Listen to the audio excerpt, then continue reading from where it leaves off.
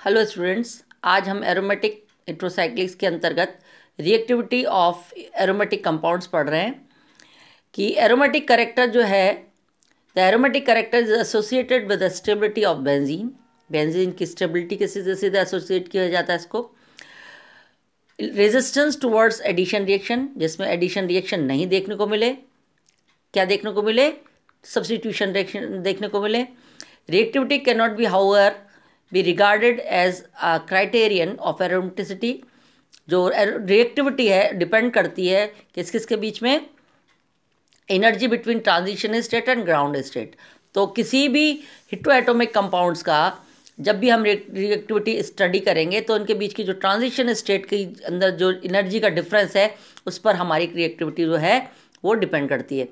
Furan is less aromatic than pyrrole. Pyrrole हमको पता है फ्यूरेन की एरोमेटिसिटी कम है, कम एरोमेटिक है, क्योंकि इलेक्ट्रोफिलिक रिएजेंट की प्रति, क्योंकि ऑक्सीजन जो है वो लेस पोलराइजेबल है, आसानी से पोलराइज नहीं होता है अपेक्षाकृत नाइट्रोजन के जो पायरोल में पाया जाता है, और इसके इलेक्ट्रॉन्स जो हैं वो आसानी से इलेक्ट्रोफाइल को अवेलेबल नहीं हो पाते हैं।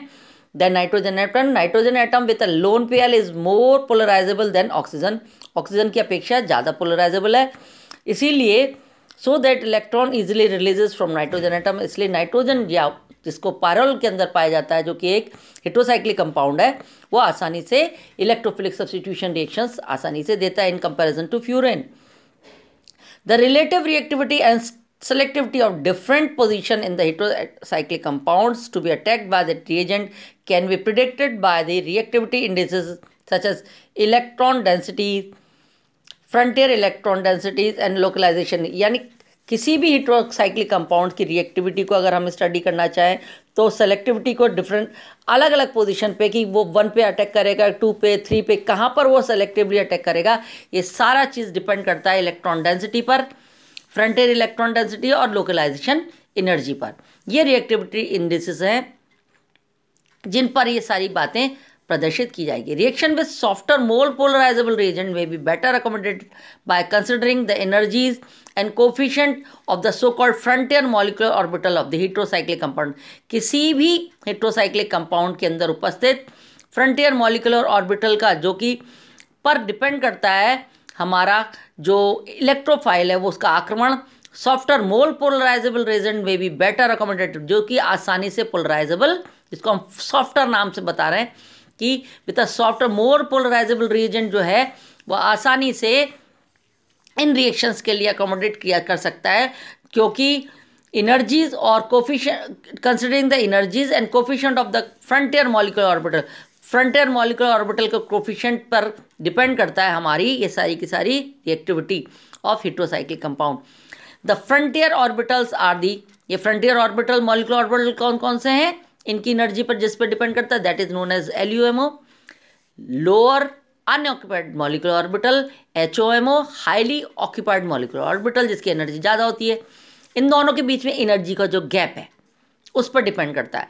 For the reaction to happen the activation energy is then estimated by the difference energy between LUMO and HUMO। ये जो रिएक्शन होगा वो जो है द एक्टिवेशन एनर्जी, दो इनको LUMO से HOMO में पहुंचाने के बीच की जो energy, that is known the activation energy, इनके डिफरेंस पर ये निर्भर करेगी।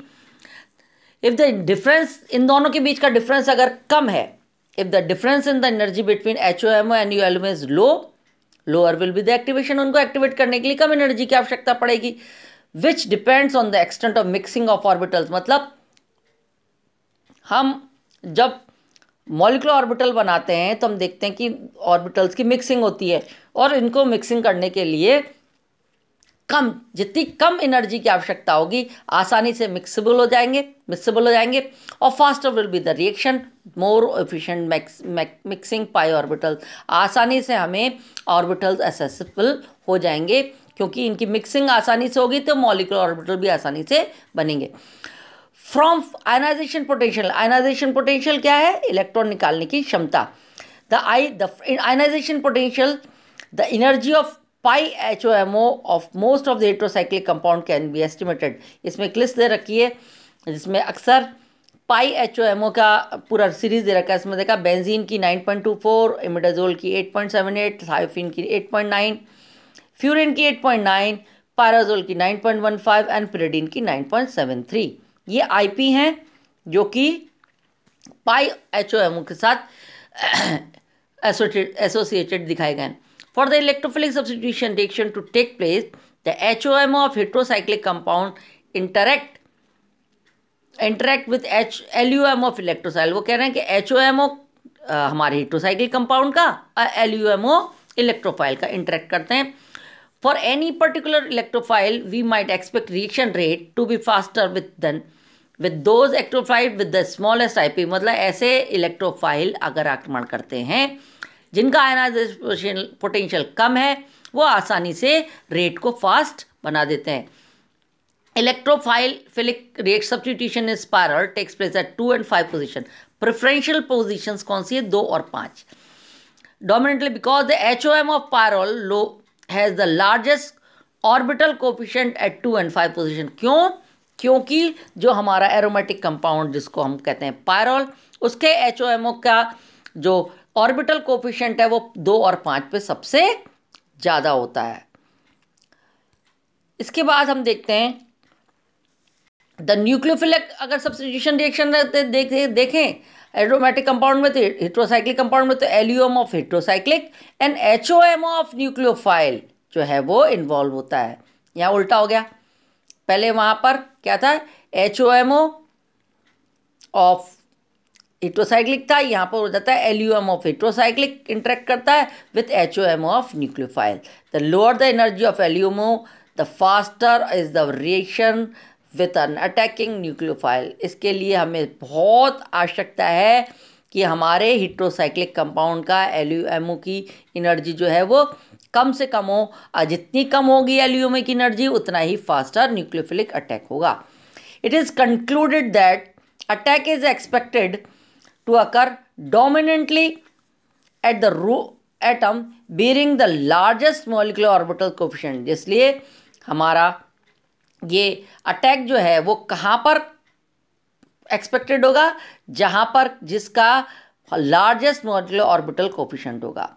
Another index is the localization energy. दूसरा इसका क्राइटेरिया क्या है? Localization energy. किस पर डिपेंड करती है? लोकलाइजेशन एनर्जी पर। The localization energy refers to the energy gap. क्या होती है लोकलाइजेशन? एनर्जी का गैप होता है between the starting heterocyclic compound and the transition state. तो इनिशियल हेट्रोसाइक्लिक कंपाउंड है उसके और जो ट्रांजिशन स्टेट बनती है ड्यूरिंग रेजोनेंस, उनके बीच का एनर्जी का गैप है, that is known as localization energy. For example electrophilic attack अगर हम देखें पायरोल पर एट 1, 2 and 3 पोजीशन, तो 3 जगह पर अगर हम प्रोटोनेटेड करने की कोशिश करें, हम देखते हैं उनको हम नाम ने दिया 1 पर A, 2 पर B एंड 3 पर C। इनको 3 नाम दे दिए हमने।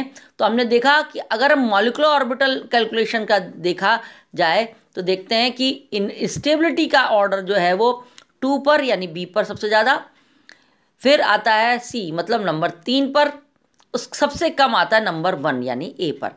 This is also the order predicted qualitatively from a simple resonance theory. This shows that more resonating forms are stable. सबसे ज़्यादा रेजोनेटिंग फॉर्म्स कब बनेंगी? जो सबसे ज़्यादा स्टेबल होगा 2 पर, अगर प्रोटोनेशन 2 पर हो। से कम बनेंगी अगर जब हम 3 पर प्रोटोनेशन करेंगे, और सबसे कम बनेंगी जब हम कम नंबर 1 पर प्रोटोनेटेड करेंगे। अब नेक्स्ट क्लास में इसके आगे का